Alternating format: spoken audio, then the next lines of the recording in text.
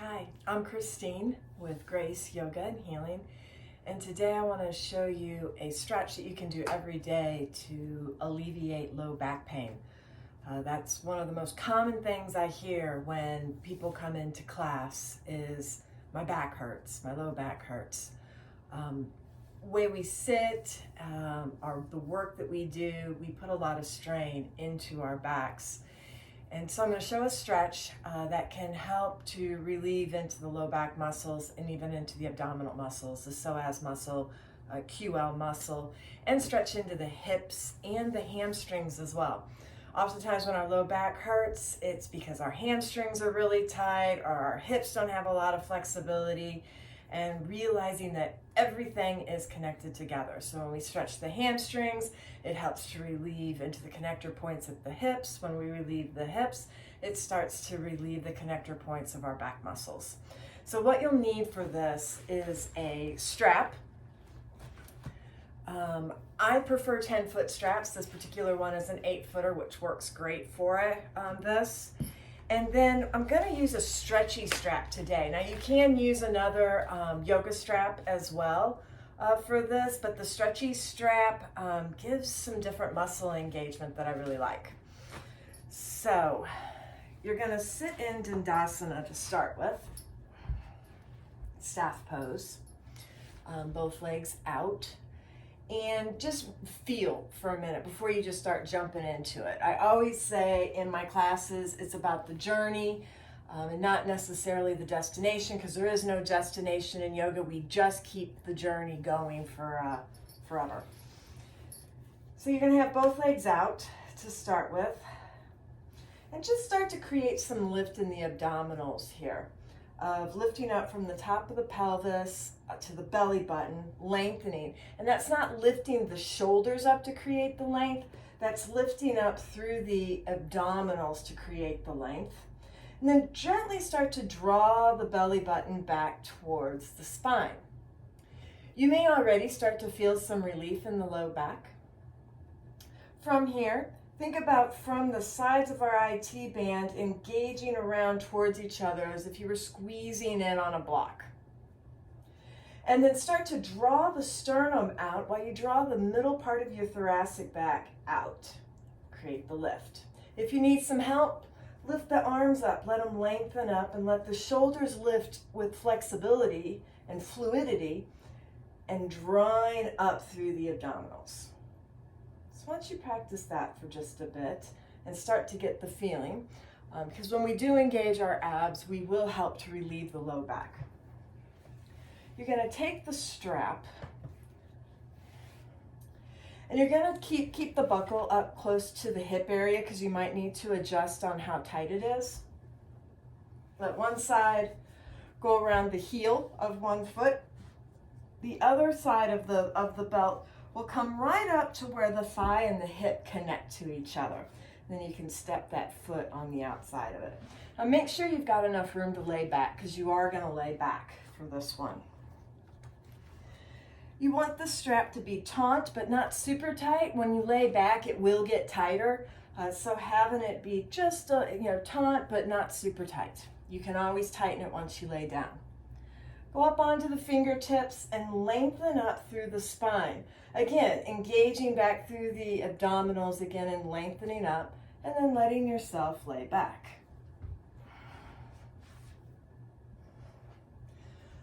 So once you're here, you can start to draw this knee back towards the chest. And as you draw the knee back towards the chest, lengthen the heel that's strapped up away from you. You'll start to feel some pull into the pelvis. And you may even start to feel some stretching start to happen into your low back. You'll definitely feel it in the quad of the left leg that is extended out. And then notice if you're trying to cramp up into the knee and create the stretch through your knee. Let the knee relax a bit. Then you can take the stretchy strap and you can put it right at the heel of the other foot to extend up, and you can take the other side of the stretchy band and put it over your opposite shoulder. So now here, if you're familiar with yoga, this is a lot of standing poses, leg positioning, right? Whenever you do warrior one, revolve triangle as well is another one. From here, let the shoulder blades start to go up and underneath of you and relax down. So the arms are relaxed and the shoulders are out of the stretch. You can start to do what we did at the very beginning of drawing from the top of the pelvis to the belly button, lengthening up, and then draw the belly button gently towards the spine. You may feel your pelvic bowl dip forward just a bit. Then engage into both heels and just let yourself breathe. You can be here for as long as you want. If you want to increase the stretch into the side of the hip adductors, all you have to do is cross the midline of your body just slightly. Now when you do this, you're going to continue to engage the heel out and away from you so that your quad stays up towards the ceiling. You don't want that leg, the leg that's out, to roll with the leg that you're crossing the midline with. Breathe here for a bit, come back up. You can even stretch out a bit if you'd like to stretch out. The stretchy band allows us to be able to do this pretty easily. You can do this with a regular strap as well and be able to do the crossing the midline and going out. If you're using a regular strap and you find that when you do this, your shoulder is lifting and it's not touching the ground, no worries. Just hold on to it with your hands. So you would just hold on to both sides with your hands, letting the shoulders continue to relax, let the leg do the work. Some mechanics to think about for some muscle engagement with this. The strap that's right here around the hip is teaching our quad to engage down into the femur bone.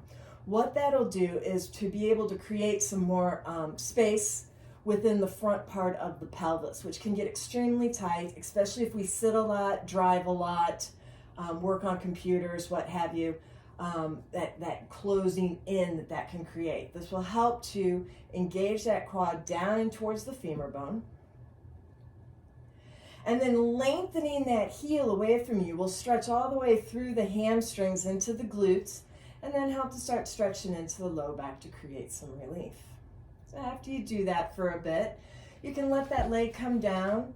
You may fold it back in. You can grab underneath the thigh as well to let that engage in. Give yourself some breathing room here. And then let it come down. And relax, and then you'll do the other side. So some things that this can really help with. It can really help with stretching out the low back. It can help with the psoas muscle specifically. That is our muscle for walking that allows us to pick up our legs. In that particular stretch, you are both strengthening it and lengthening it at the same time. It can also help with those connector points of the diaphragm. I posted a video about the importance of diaphragm and how it connects to our back right at the top of the lumbar spine, which is the same place that the psoas attaches, typically T12, L1, L2, through there that it attaches. So you've got some different muscle attachments, vital muscle attachments that attach to the very similar spots, close to the same spots. And so lengthening and being able to stretch into those connector points can help offer some relief. So I hope that can help you. Thank you so much and have a wonderful day.